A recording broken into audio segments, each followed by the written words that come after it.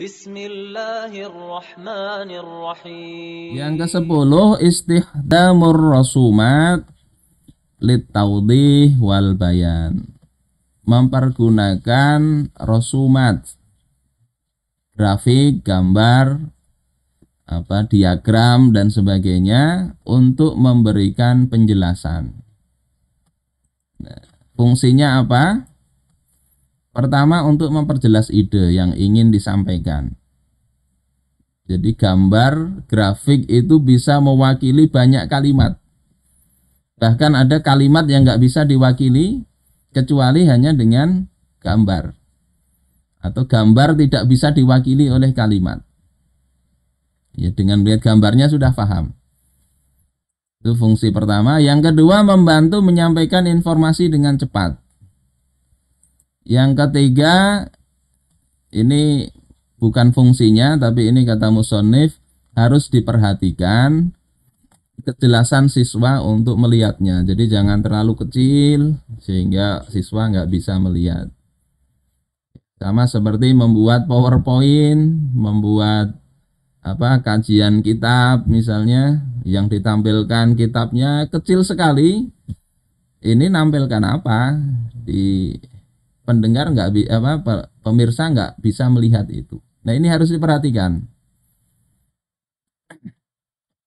Nah, termasuk ini contoh ya, contoh yang saya buat ketika membahas poin 10 ini, sepertinya perlu saya kasih contoh meringkasnya begini. Nah, kalau aslinya kan begini nih. Nah, ini aslinya 3 poin tadi. Nah, bandingkan kita tampilannya bahasa Arab gini ya, kita jelasin. Nah, dengan yang ini kira-kira lebih jelas mana? Walaupun kita perlu ngetik memang. Kalau yang kayak seperti ini kan mudah, kita tinggal copy paste. Tetapi memang ada kekurangannya. Kalau seperti ini kan dari sumber aslinya.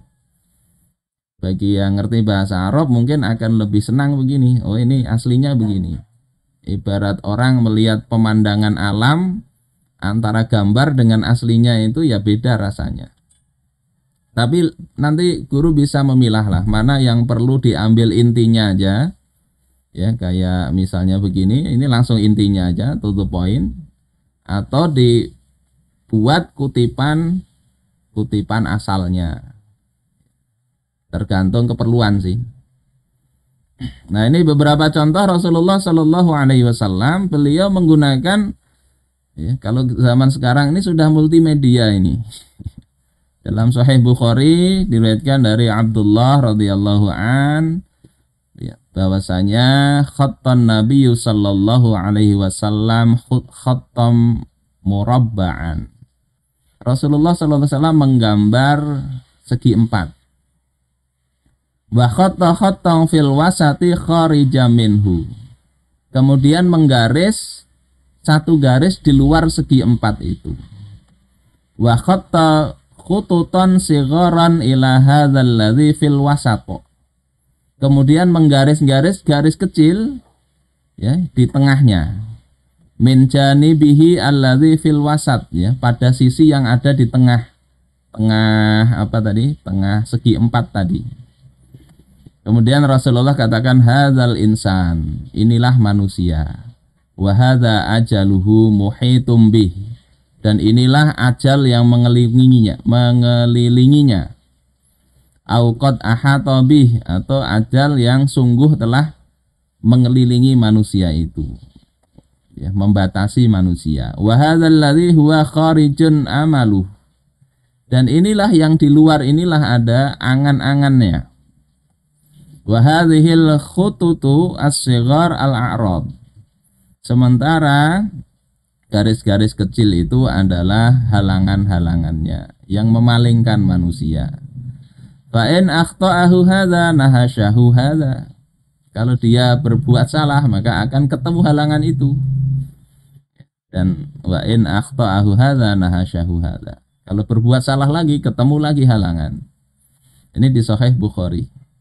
Kira-kira kalau mendengar begini pahamlah kira-kira kayak apa gambarnya. Rasulullah itu tidak hanya ngomong begini, tapi beliau menggambar di mana? Di tanah. Jadi kalau papan tulis nggak punya, itu ajak anak-anak itu gambar di tanah. Jadi ini medianya tanah beliau. Jadi kalau di kitab itu ada gambarnya begini. Nah, jadi digambar segi empat, kemudian di luar dikasih garis, kemudian di tengah ada garis kecil-kecil ini. Nah, kemudian Rasul cerita, manusia itu di sini loh, manusia itu. Ajalnya itu ini, segi empat ini. Dia sudah dikelilingi ajal ini, nggak bisa kemana-mana, nggak bisa lari dari ajal itu. Sementara cita-citanya itu di sini di luar, al-amal. Amal itu yang tadi, angan-angannya itu. Nah, kalau dia berbuat kekeliruan, dia kesana kemari ini. Harusnya menuju lurus ke sana, tapi bisa arahnya bisa ke atas sana lagi, ke atas ke bawah, ke atas ke bawah. Ini contoh Rasulullah menunjukkan antara angan-angan dengan hidup kita ini.